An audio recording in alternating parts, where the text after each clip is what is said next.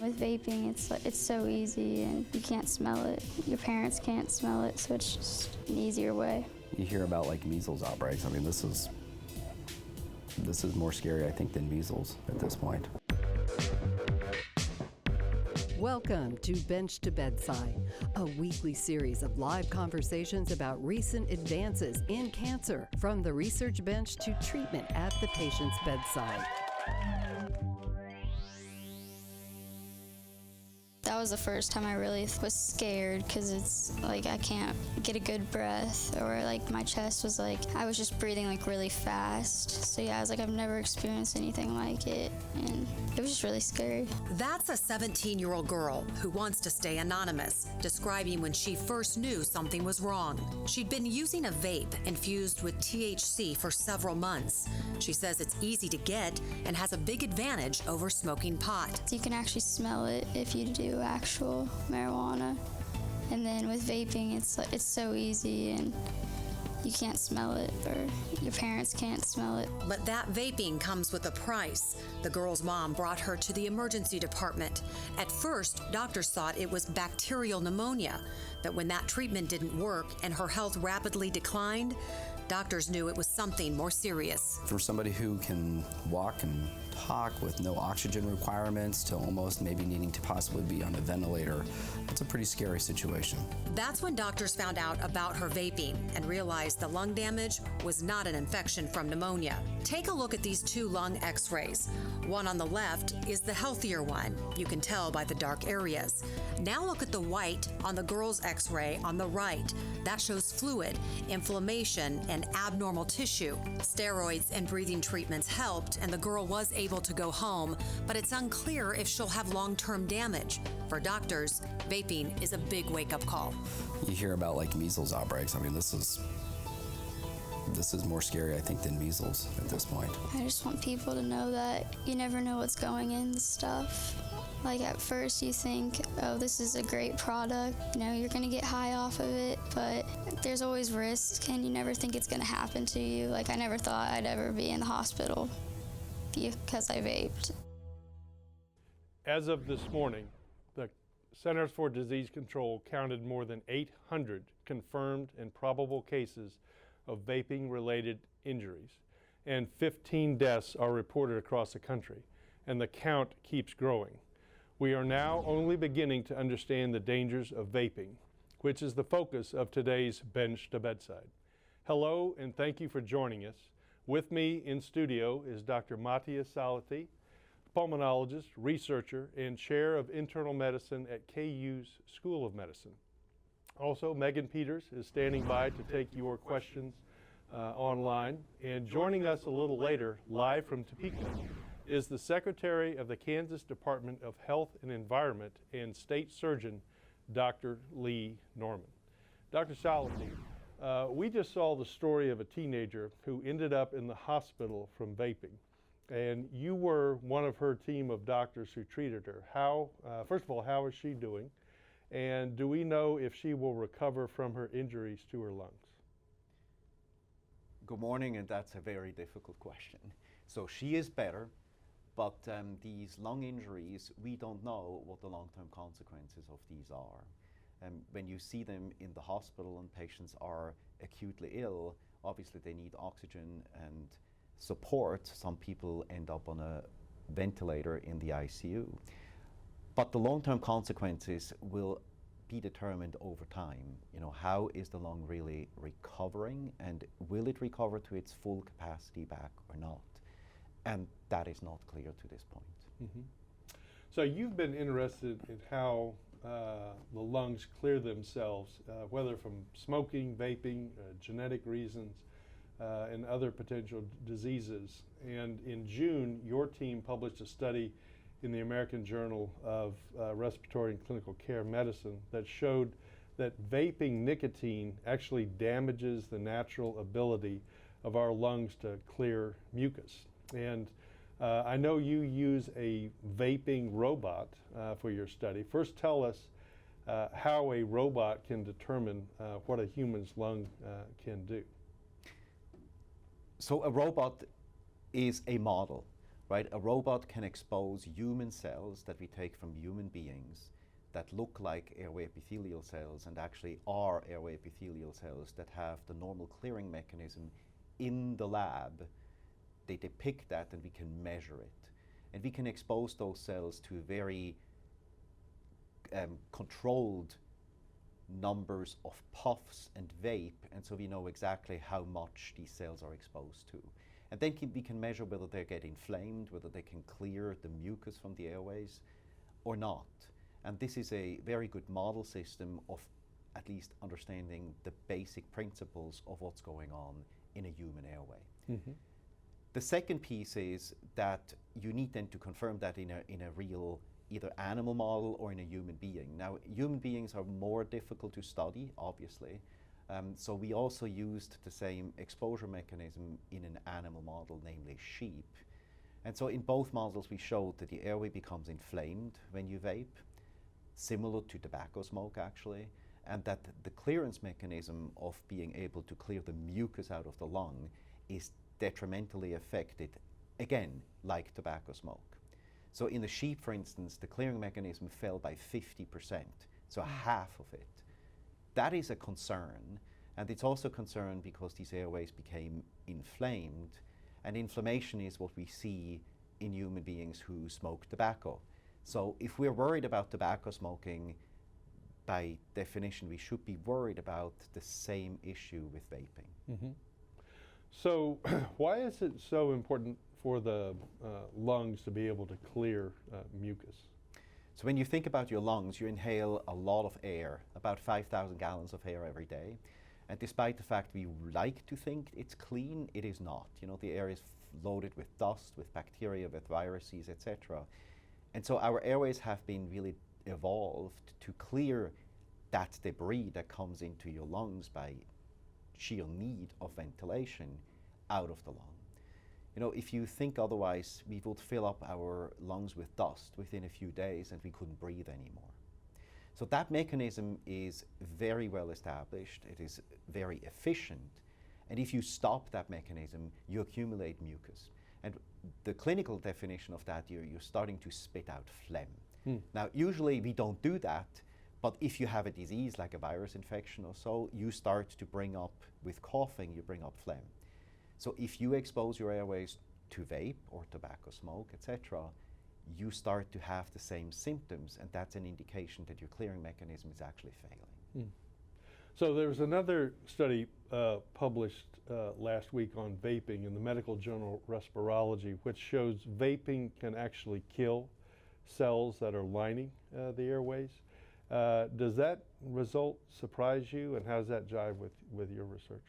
So it doesn't surprise me. You know, when we think about airway disease that is associated with smoking, for instance, there is a repair mechanism going on all the time, and the repair is needed because cells are killed, which under usual circumstances, it's at a much lower rate.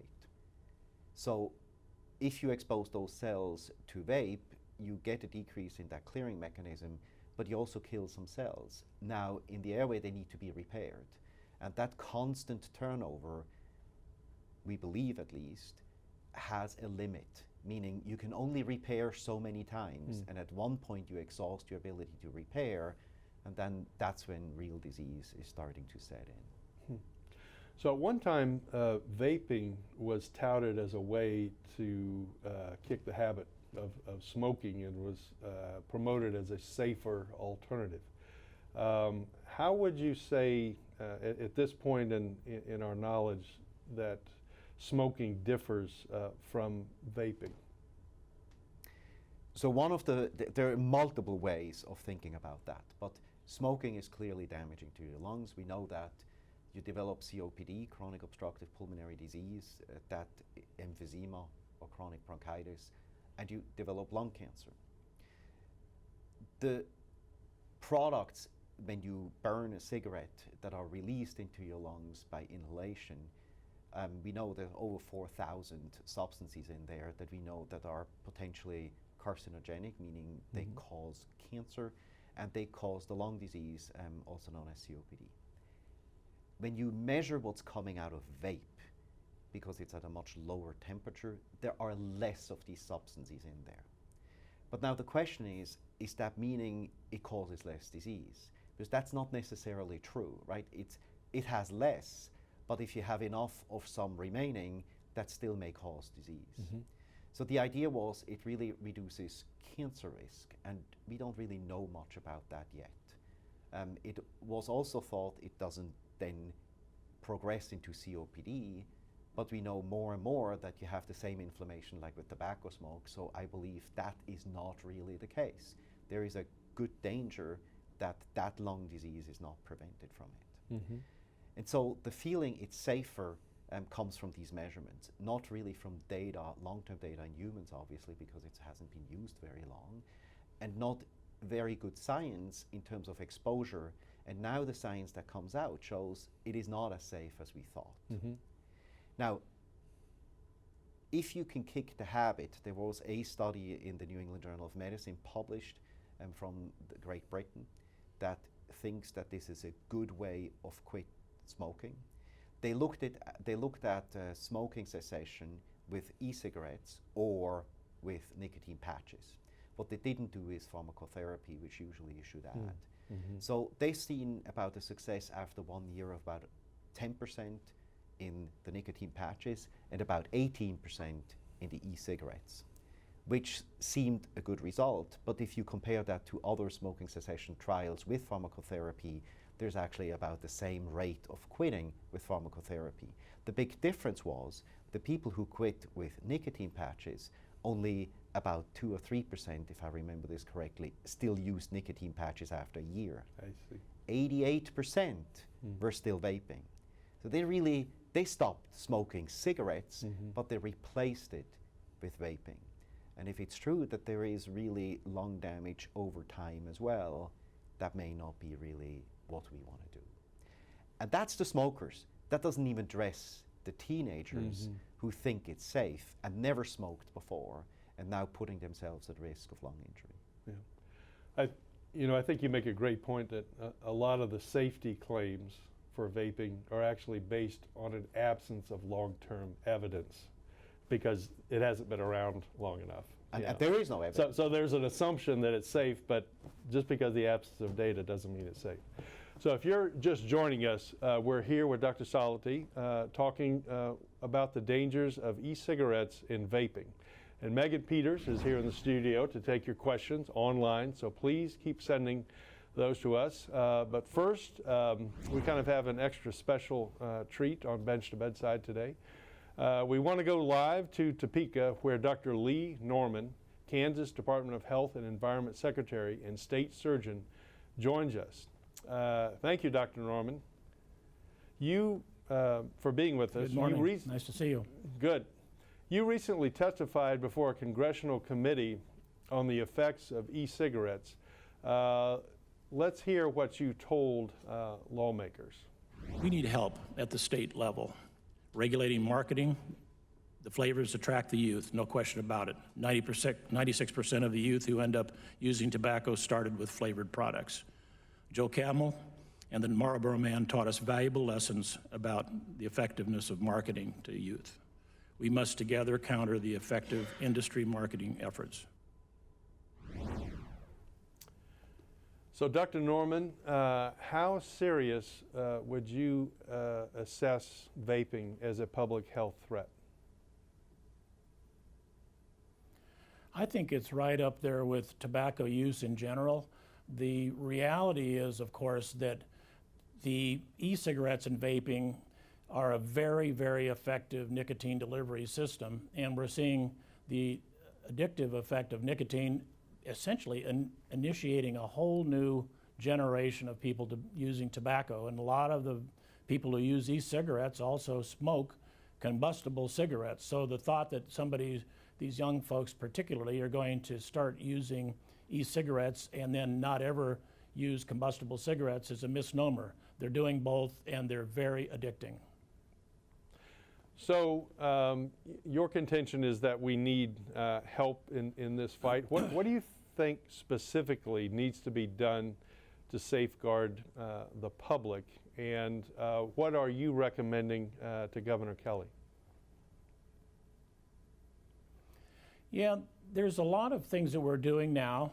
First off, from an epidemiologic perspective, we are tracking and trying to figure out what are the substances that are causing the problem. To Dr. Salathe's point, a lot of materials are in the vapor that comes out, and we're trying to figure out what the offending agents are. From a purely consumer protective position, we really rely on the FDA, CDC, researchers like Dr. Salathe and others to guide us what are the harmful substances. A couple other things. One is that we need to support and enforce the tobacco laws that are now in effect, remembering that one, the vaping devices themselves are not legal. They are not approved by the FDA for use. Two, I mean, we know that vape shops are selling to young people under the age of 18, and we have to crack down on those. There's hundreds of vaping shops, and it's a pretty unregulated business. So we've already met with our Attorney General's office and others to enforce the laws that are there. Three, a mainstay of public health, of course, is always public education. And I want to make sure that anybody that picks up a vaping device, if they choose to, they understand that it could be harmful or lethal, and at a minimum is going to be addictive. So the public health messaging is a big one. Fourth, schools. We're working closely with the Department of Education and our schools to make sure that they can have a significant impact, and they are having an impact on kids. They are offering amnesty programs, if you will, to turn their devices in and to rally to convince other young people to not use cigarettes.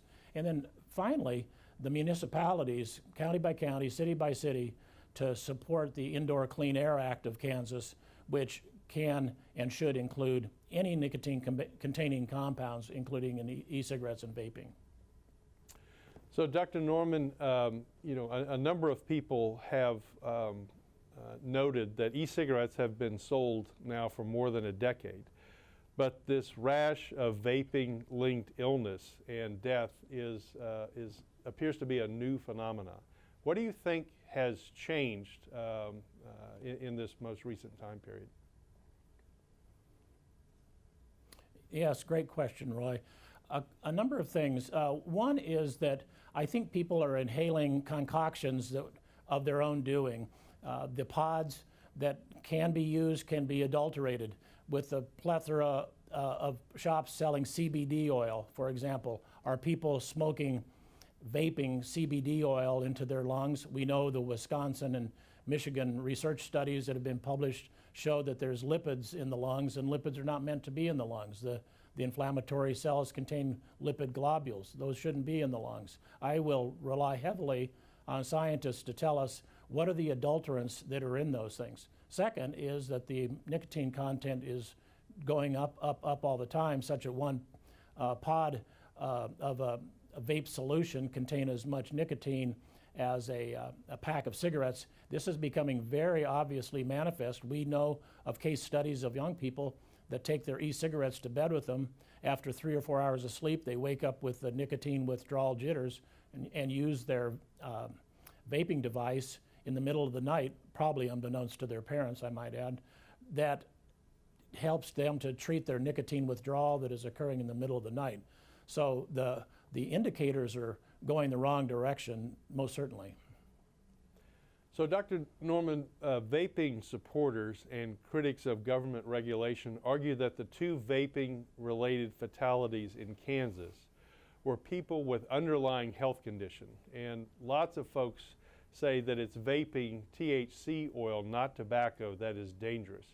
In your opinion, is vaping safe if you're otherwise healthy, or you avoid vaping marijuana?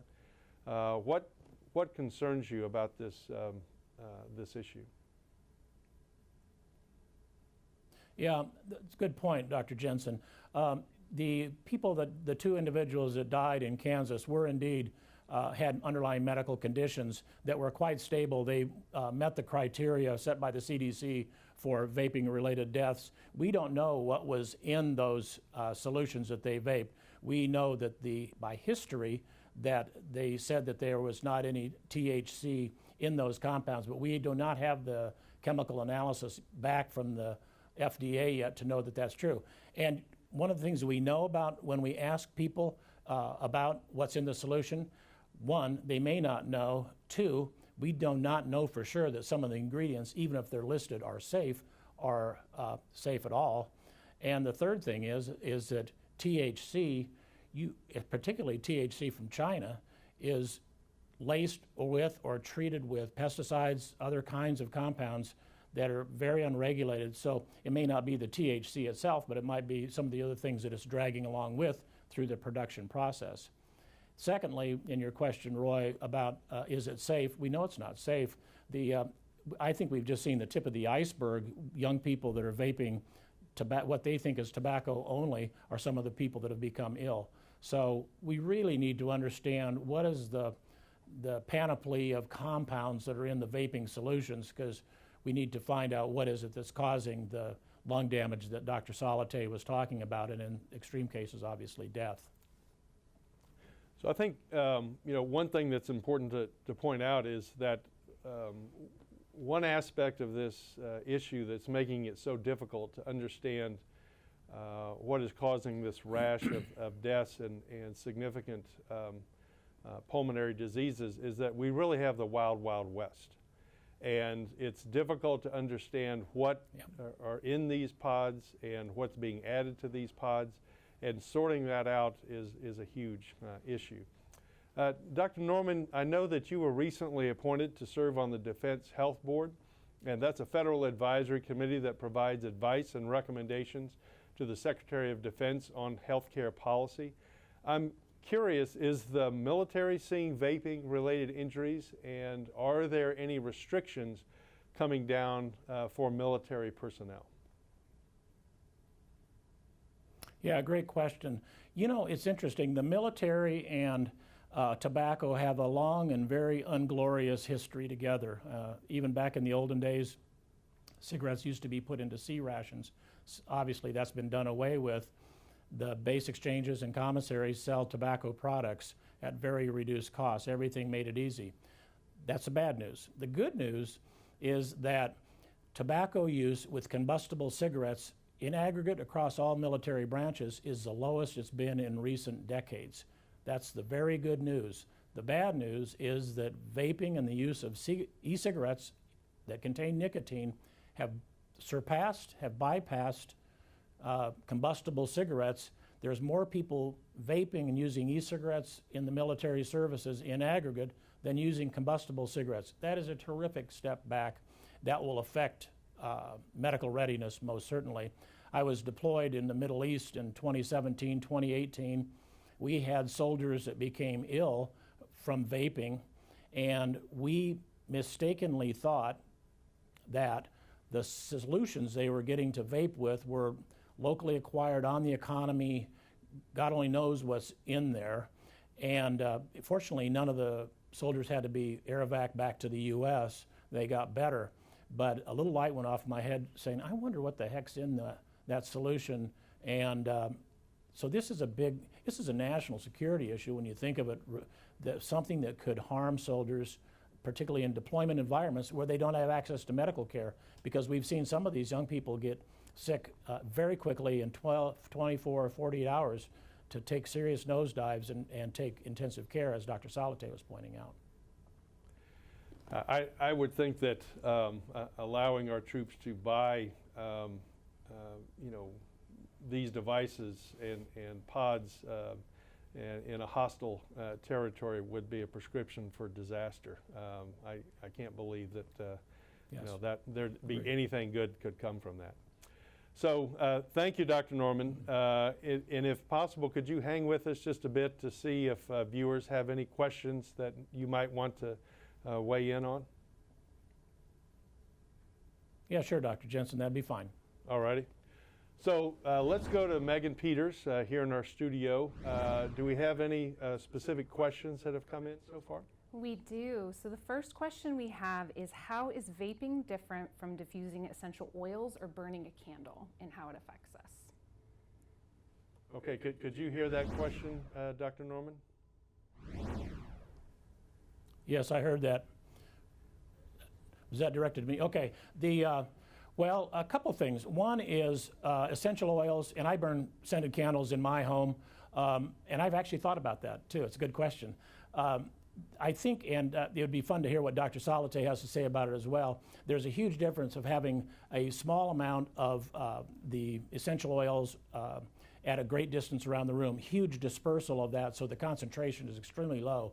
When you have it something this close, this far from the bifurcation into the lungs, it's a high concentration of those oils delivered directly into the alveoli, the deepest recesses of the lungs. It's all about diffusion, and there's very little diffusion when it comes from a vaping device. So Dr. Salathe, Dr. Norman pointed out that candles and essential oils and things like that, there's a huge difference in terms of the local concentration due to the distance of the devices. Do you have anything to add to that? So everything we inhale into our lungs has actually to have a certain size of droplets to even go there. Mm-hmm. So it's a question of how you make the aerosol. So it's not simple to just like diffuse something in the air, because usually these droplets are much too big to even enter our airways. So these devices, vaping devices, were made to create an aerosol that actually goes down into your lungs.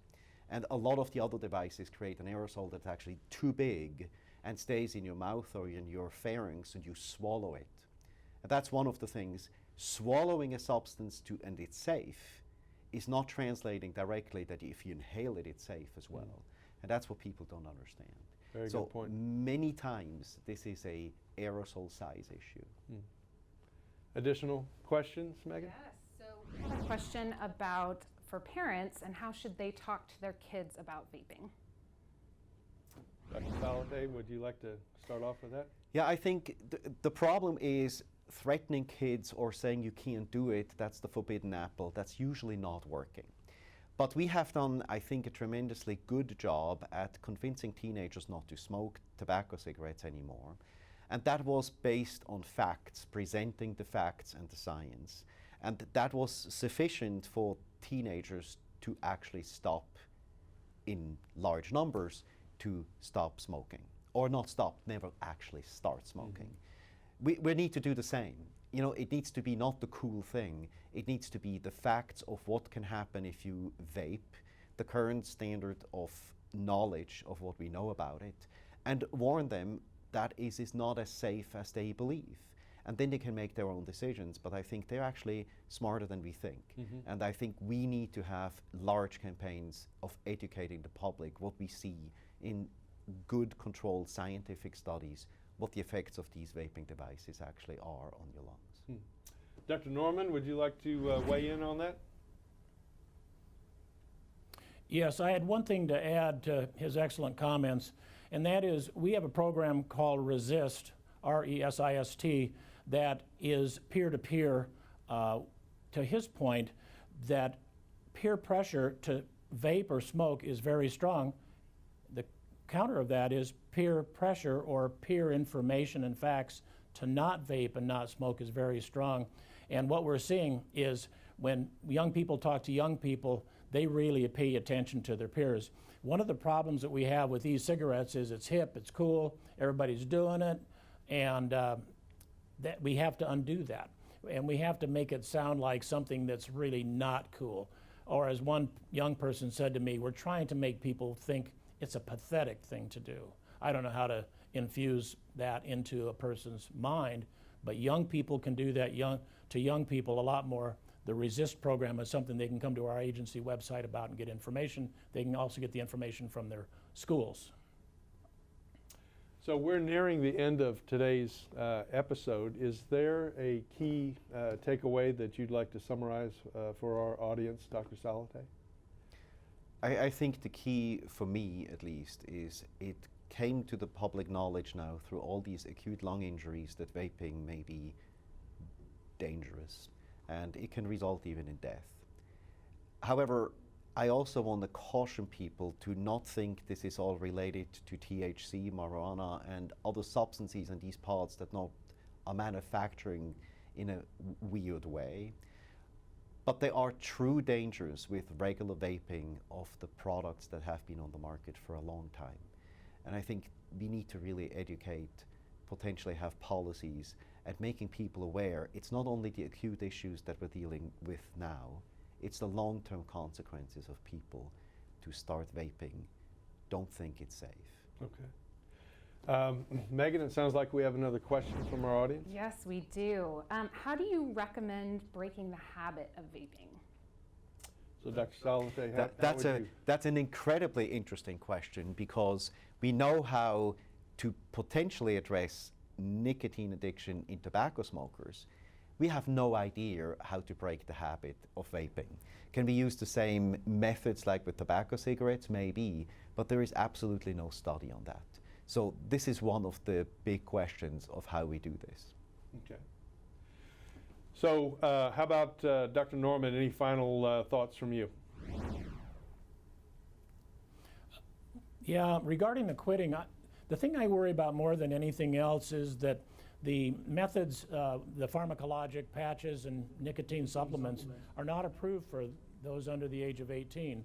And I just hate the idea that we're going to have people under 18 not have access to the very well documented, proven, successful smoking cessation tools at our disposal. So I think we still have to look for support, behavioral counseling. We need to look at our federal partners, the FDA and others, to say, can we push down the age on those pharmacologic products to help our young people get off and to withdraw from nicotine? Cold turkey, I've never been a smoker, but cold turkey I know is not a cakewalk, and I think we need to do whatever we can to have new and creative approaches to having those sub-18-year-olds withdraw from nicotine, because that will not be easy for the nicotine-addicted young person.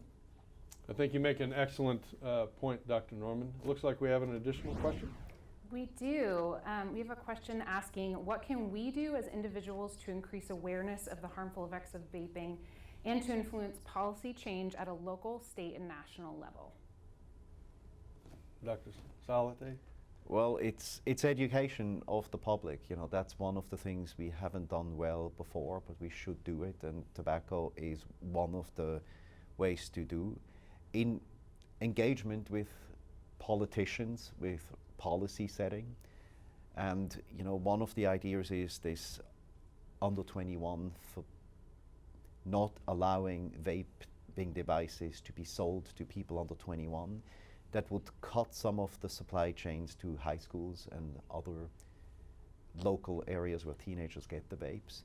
But it needs all of us to really make this a point. It's similar to the tobacco cigarette smoking policy and engagement of the public. Mm-hmm. So I think, you know, as Dr. Salathe and Dr. Norman have both pointed out, this is an enormously complex issue that is multidimensional in nature, and you know, frankly, I think it's going to take working with state legislatures, the governor's office, to really consider this issue from many different standpoints. You've heard about one issue that Dr. Norman pointed out, that the products that are currently FDA approved to get off of nicotine addiction are not approved for individuals under the age of 18. That is a huge problem in the vaping era that needs to be corrected. I think we still have work to do in terms of smoking among youth in Kansas, traditional smoking, and so things like Tobacco 21 are absolutely critical. I think raising the tobacco tax is critical.